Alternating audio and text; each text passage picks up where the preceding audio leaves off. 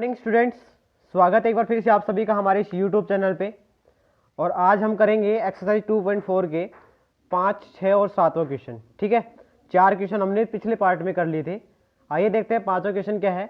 By selling apples at the rate of, एक कोई आदमी है, वो आदमी एप्पल बेचता है, ठीक है, और एप्पल का रेट क्या ले रहा है? एप्पल का उसने रेट लिया ₹3 and 3/4, ₹3 and 3/4 पर एप्पल, एक एप्पल के रुपए है ये, ठीक है। और ऐसा बेचने पर उसको टोटल रुपए कितने मिले? 210 रुपए की बिक्री कर दी उसने, ठीक है। तो बताओ एप्पल कितने बेचे? तो ये निकालने के लिए क्या करेंगे, इस 210 में हम डिवाइड कर देंगे इसका, तो हमारे पास आ जाएगा आंसर किसका?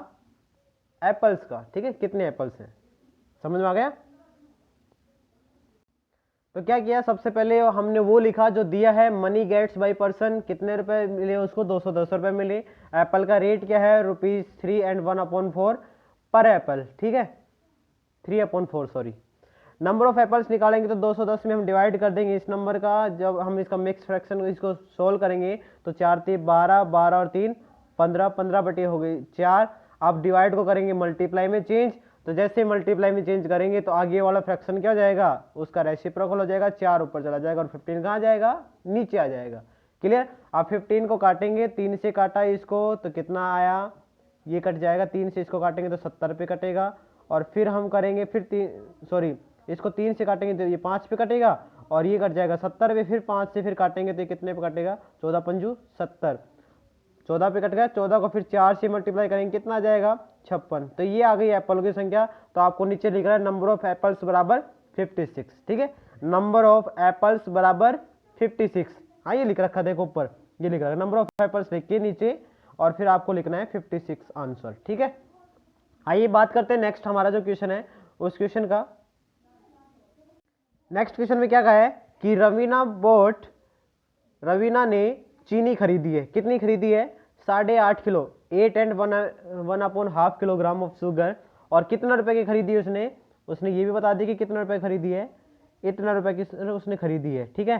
तो आपको चीनी के रेट बताने हैं, रेट निकालने मतलब 1 किलोग्राम के आपको वजन बताना है, 1 किलोग्राम के कितने रुपए होंगे, रेट बताना है। तो रेट मतलब 1 किलोग्राम के कितने रुपए होंगे, ठीक है। तो आइए करते हैं इसको, कैसे करेंगे। तो सबसे पहले जो दे रखा है वो लिखेंगे, rate of 8 and 1/2 kilogram of sugar. इतने शुगर की 8.5 किलो शुगर के रेट कितने थे हमें दे रखे हैं, ये वाले रेट 1 किलोग्राम के हमें निकालने। तो 1 किलोग्राम के लिए निकालने क्या करेंगे, डिवाइड कर देंगे। और इस नंबर को हमने डिवाइड कर दिया 8.5 किलोग्राम से। सबसे पहले इस मिक्स फ्रैक्शन को सोल्व किया तो ये आ गई, सब 4 को 148 से मल्टीप्लाई करेंगे तो आ जाएगा 500, कितना आएगा? 592। 592 में फिर 3 ऐड करेंगे तो 595, 595 बटे में 4, और डिवाइड में हो जाएगा जब इसको सोल्व करेंगे तो 8 दूनी 16, 16 और 1 17, 17 बटे 2, ठीक है।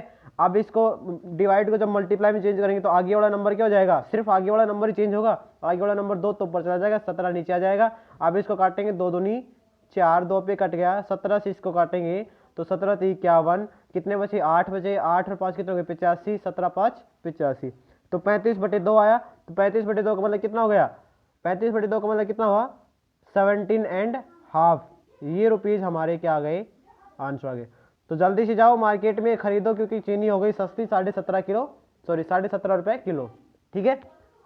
चलिए बात करते हैं नेक्स्ट जो हमारा क्वेश्चन है उसकी। नेक्स्ट क्वेश्चन में क्या है, from A starting point A starting point से और ललित चलता है 3/4 किलोमीटर टुवार्ड्स ईस्ट, ईस्ट की तरफ। देखो मैं आपको ये बता देता हूँ थोड़ा सा डायग्राम से। ये मान लो ये ईस्ट है और ईस्ट के अपोजिट में होता है वेस्ट, बस हमें इन दोनों की जरूरत है, ठीक है ना। अब मान लो ये स्टार्टिंग पॉइंट है उसका, ठीक है, ये स्टार्टिंग पॉइंट उसका ए है, ये पॉइंट क्या है? ए। और यहाँ से चलता है वो ईस्ट की तरफ, और जैसे ईस्ट की तरफ चला तो कितना चला? 3/4 किलोमीटर, ठीक है। और यहाँ से चलने के बाद फिर वो वापस मुड़ गया, फिर वापस आ गया वो वेस्ट की तरफ, और वेस्ट की तरफ फिर कितना आया वो आ गया यहाँ पे बी पॉइंट पे पहुंच गया। और यहाँ तक चलने में कितनी दूरी कवर की उसने? 6/7 किलोमीटर, ठीक है। तो आपको बताना है कि ए और बी के बीच में दूरी कितनी है। तो हमें यहाँ से यहाँ तक की दूरी पता नहीं है, तो लेकिन ये तो पता हमें कि यहाँ तक गया 3/4, यहाँ से चला गया और फिर यहाँ से वो वापस आया है। तो सबसे पहले 3/4 उसको कवर करनी पड़ेगी यहाँ तक आने में, ठीक है। और बाकी जो बच जाएगी वो बी पॉइंट की डिस्टेंस हो जाएगी। तो आपको क्या करना है, 6/7 में से 3/4 माइनस करना है। आइए देखते हैं कैसे करेंगे इसको। तो सबसे पहले हमने लिखा Lalit went towards east, east की तरफ कितना गया, 3/4 किलोमीटर गया। आफ्टर दैट उसके बाद वेंट टुवर्ड्स वेस्ट, वेस्ट की तरफ चला गया, वेस्ट की तरफ कितना चला, 6/7 किलोमीटर। आपको ये डायग्राम बनाना है जो मैंने बना रखा है, ये डायग्राम आपको बनाना है। उसके बाद आपको निकालनी है ए और बी के बीच में distance. The distance between A and B क्या करेंगे, 6/7 में से क्या कर देंगे, 3/4 जो पहले चला हुआ था उसको माइनस कर देंगे। ठीक है, तो माइनस करने के बाद अब कैसे करेंगे इसको सोल्व, बताओ। जो नीचे जो डिनोमिनेटर और न्यूमरेटर दे रखे हैं, देखो जो डिनोमिनेटर है उनका हम एलसीएम लेंगे। और एलसीएम लेने का तरीका मैंने बताया था कि ना तो 7 की टेबल में 4 आता है, ना ही 4 की टेबल में 7 आता है, और ना ही ये दो नंबर किसी की टेबल में आते हैं। तो ऐसी कंडीशन में हम क्या करेंगे, दोनों को आपस में मल्टीप्लाई कर देंगे। 7 चौके 28, 28 आ गए हमारे पास। अब क्या करेंगे, जब दोनों का मल्टीप्लाई होता है तो उस वाले कंडीशन में 4, ये वाला नंबर है ये 6 के साथ मल्टीप्लाई हो जाएगा, और ये वाला जो नंबर है ये इसके साथ मल्टीप्लाई हो जाएगा। तो क्या कितना हो जाएगा, 4 6 24 और 7 3 21, माइनस करेंगे 3/28 किलोमीटर हमारा आंसर हो जाएगा। तो आपको आंसर लिखना है 3/28 किलोमीटर, ये आपका आंसर हो जाएगा। तो ये तो थे आपके आज के क्वेश्चन। आपकी पीछे वाली कुछ प्रॉब्लम थी कि सर पीछे वाले जो एक्सरसाइज थी उसमें आपने 6वां और 7वां क्वेश्चन नहीं करवाया। आज एक बार वो क्वेश्चन देख लेते हैं, वो शायद छूट गए थे मिस्टेक से। ये क्वेश्चन है एक्सरसाइज 2.3 के 6वां और 7वां क्वेश्चन। ठीक है, ये क्वेश्चन आपको फेयर नोटबुक में नहीं करने हैं, ये सिर्फ और सिर्फ आपके लिए समझने के लिए है। सिर्फ आपको इसको समझना है और आपको बुक में ही करना है, आपको फेयर नोटबुक में कुछ भी नहीं लिखना है। देखते हैं कैसे समझाएंगे आपको। देखो ये दे रखा है आपको, देखिए पहला क्वेश्चन दे रखा है 9/10 और डिवाइड में दे रखा है आपको 9/5। ठीक है, अब इसको कैसे करेंगे, डिवाइड को मल्टीप्लाई में चेंज करेंगे। तो डिवाइड को मल्टीप्लाई में चेंज करेंगे तो ये फ्रैक्शन चेंज हो जाएगा, आगे वाला फ्रैक्शन 5 तो ऊपर चला जाएगा और 9 कहाँ जाएगा, नीचे। 9 से 9 कैंसिल, 5 × 5, 5 × 2 10, कितना आया 1/2। अब आपसे पूछ क्या रहा है, ये देखो ग्रेटर देन 1, अगर 1 से बड़ा हो तो आप यहाँ पे लगाओ, यहाँ पे यस लिखो। ठीक है, और अगर 1 से छोटा है तो आप यहाँ पे यस लिखो।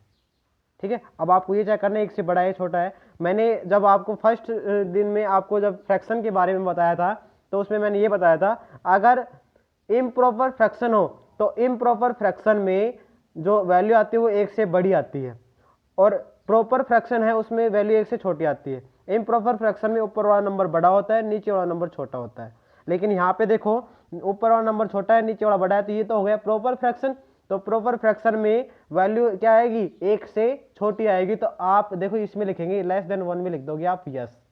ठीक है, इसी तरीके से बाकी आपको करने हैं। अगर ऊपर वाला नंबर बड़ा आता है, नीचे वाला छोटा आता है, तब तो आप इसमें यस लिखोगे, और अगर नीचे वाला नंबर बड़ा आता है और ऊपर वाला छोटा आता है तब आप इसमें यस लिखोगे।